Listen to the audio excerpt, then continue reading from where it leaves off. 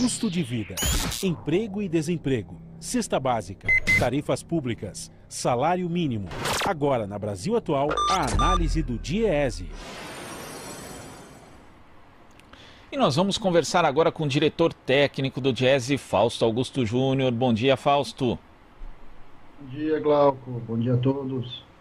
Fausto, o governo planeja fazer alterações no programa que foi criado pela MP 944, liberando demissão de até 50% dos funcionários das empresas que aderirem ao programa de financiamento de salários. Hoje, o programa não permite qualquer dispensa sem justa causa durante a duração, na duração do programa. É mais uma medida que pode afetar o trabalhador, Fausto? Sem dúvida, Glauco, e isso está de acordo com a avaliação que o ministro Guedes tem, né? Ou seja, na avaliação dele, o problema do programa não é necessariamente a questão da falta de crédito ou empossamento que acontece por parte dos bancos. Na avaliação dele, o que impede as empresas de pegar o empréstimo tem a ver com a impossibilidade da demissão dos trabalhadores, o que não faz lá muito sentido, né? Porque como esse tipo de financiamento é um financiamento para o financiamento da folha, inclusive, o que você espera mesmo é que seja mantido a estabilidade do trabalhador, seja mantido o trabalhador. Quer dizer, a razão pela qual um programa desse é criado é basicamente para você poder manter emprego, manter renda dos trabalhadores e, nesse processo, manter a economia rodando, a economia circulando. Eu acho que esse é o movimento que se esperava e se espera de todo mundo que defendeu um programa que, de alguma coisa, suportasse folhas de pagamento. E aí a gente vai percebendo para onde que anda o governo, né? Ou seja, na cabeça dele, o maior problema do empresário é não poder demitir. Quando, na verdade, a gente inclusive sabe que, dependendo da faixa salarial e etc., o processo de demissão é um processo oneroso, não só porque as empresas gastam para demitir, mas porque depois, no processo de retorno, elas gastam para contratar. O que a gente acaba vendo em projetos desse é que você acaba incentivando as demissões mais baratas, ou seja, normalmente os trabalhadores que têm alta rotatividade, aqueles trabalhadores que são rapidamente substituídos na entrada e na saída, em setores mais vulneráveis. Essa é a nossa história, né? Ou seja, novamente o que você vai ter é um programa que vai proteger muito provavelmente um conjunto específico de trabalhadores, normalmente os trabalhadores mais qualificados, e você vai colocar aí um processo de demissão, vai facilitar a demissão para os trabalhadores com uma qualificação menor e que a taxa de reposição e de rotatividade é normalmente mais alta. E hoje, né, Fausto, esse programa tem aí, ele na verdade envolve as companhias que têm receita bruta entre 360 mil e 10 milhões de reais, e o governo quer incluir, na verdade, faturamento para as empresas que têm faturamento até 50 milhões de reais. E como você citou o ministro Paulo Guedes, ele inclusive falou que achava que esse programa ia ficar com recursos empossados justamente por conta dessa cláusula da não demissão. Então, ele, na verdade, a solução dele é diminuir a contrapartida dos empresários e aumentar a insegurança para o lado do trabalhador que já está sofrendo com essa pandemia por conta da instabilidade, por não saber como vai ser o dia de amanhã. Isso só piora a situação, né, Fausto? Isso só piora a situação, isso joga uma estabilidade no mercado. E é bom lembrar, Glauco, que esses programas todos também estão caminhando para o seu fim. Quando o governo implementou essas medidas, a maioria delas tinha de 2 a 3 meses, né? Essa medida mesmo poderia ter 2 a 3 meses. Então, o que você tem aí? Você tem uma necessidade hoje imediata de republicação. O governo precisa dizer muito claramente se ele vai ou não continuar com o programa, uma vez até porque o recurso que ele previa, que estava disponibilizado, foi gasto muito menos, alguma coisa em torno de 10% da previsão.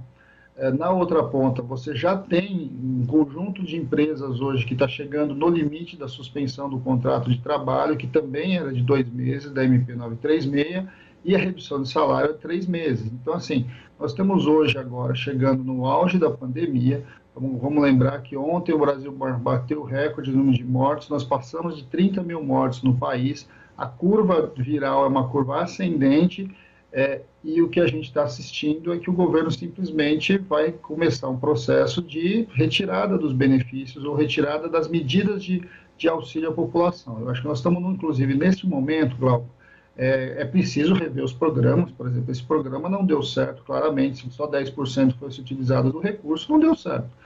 Tem uma questão de garantia, que saiu uma medida provisória ontem para usar o Fundo Garantidor de Investimento, o FGI, do BNDES, para garantir operações, mas o governo também não anunciou como é que esse fundo vai ser utilizado, nem como o sistema financeiro vai, de fato, ser colocado para essa utilização disso, e, de alguma forma, o setor financeiro precisa ser forçado a liberar esses recursos não podem ficar empossados enquanto as pessoas são mandadas embora, de um lado.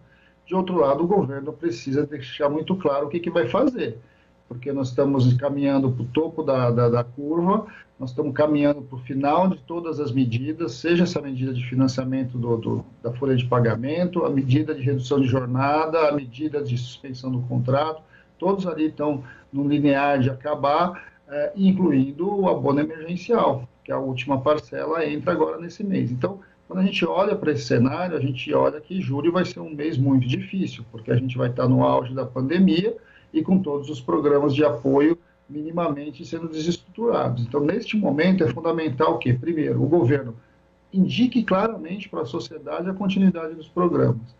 Com todos os problemas que eles têm, eles precisam continuar, porque o que pode vir sem nenhuma ação do Estado é algo muito pior. Então, os programas precisam continuar. E, ao mesmo tempo, uma releitura desses programas, né? A gente tem que olhar o que deu certo, o que não deu certo, por que não deu certo de fato, e essa correção precisa vir tendo como referência o papel pelo qual os programas foram criados, que é a manutenção da renda e do emprego dos trabalhadores. E não só por conta dessa possibilidade aí de alteração do programa para permitir a demissão, mas a gente também tem, Fausto, a questão da renda básica emergencial, porque o governo fala que vai ter a 4ª parcela ou que pode ter a 5ª ou a 6ª, mas já anuncia que o valor vai ser menor. Só que ainda assim não tem determinação nenhuma. E isso as pessoas estão aí, né? Elas não sabem como vai ser o dia de amanhã. Inclusive tem um estudo da Universidade Federal de Minas Gerais, a gente conversou aqui no Jornal Brasil Atual com a economista Débora Freire, que é uma das autoras, apontando os benefícios que a economia teria caso a renda básica emergencial, o auxílio emergencial, fosse estendido até dezembro. Até porque as pessoas teriam mais coragem, inclusive, para consumir, porque elas sabem que vão ter algum tipo de rendimento até o final do ano. Agora, hoje, elas não sabendo sequer se vão ter renda no dia de amanhã, a economia fica ainda mais travada, né, Fausto?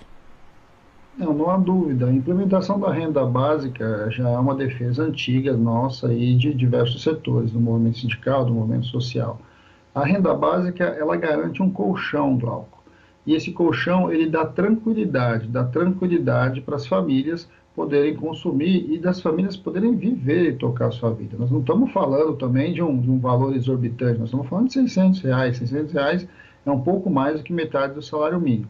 Então, nós estamos dizendo que este é um valor que pode ficar não só até dezembro, eu acho que nós temos que discutir nesse país a integração desse benefício para o longo da sociedade, para um conjunto grande de trabalhadores que não vão substituir a renda do trabalho por isso, mas vão complementar, né? E é uma forma efetiva de você combater a desigualdade. A gente precisa caminhar para um debate muito sério no país sobre a questão da desigualdade. Uma outra pesquisa que aconteceu recentemente, olhando as experiências de renda básica, né, que foi o caso principalmente da Finlândia, mostrou o seguinte: as pessoas não deixam de procurar emprego, as pessoas não deixam de procurar trabalho, mas em compensação, as pessoas têm uma melhoria na sua qualidade de vida nesse processo. E eu acho que é isso que a gente tem que buscar. A gente tem que buscar não só um crescimento econômico a todo custo, mas um desenvolvimento econômico social que melhore a vida das pessoas, que melhore a vida do brasileiro. É para isso que nós produzimos, é para isso que nós trabalhamos, é para isso que o governo existe.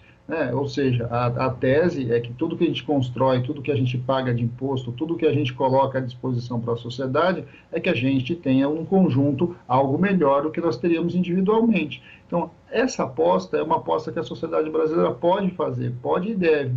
A experiência do Bolsa Família, que é um valor muito menor, uma quantidade menor de pessoas, já mostrou a potência do ponto de vista ali do dinamismo da economia local, em especial em regiões mais pobres.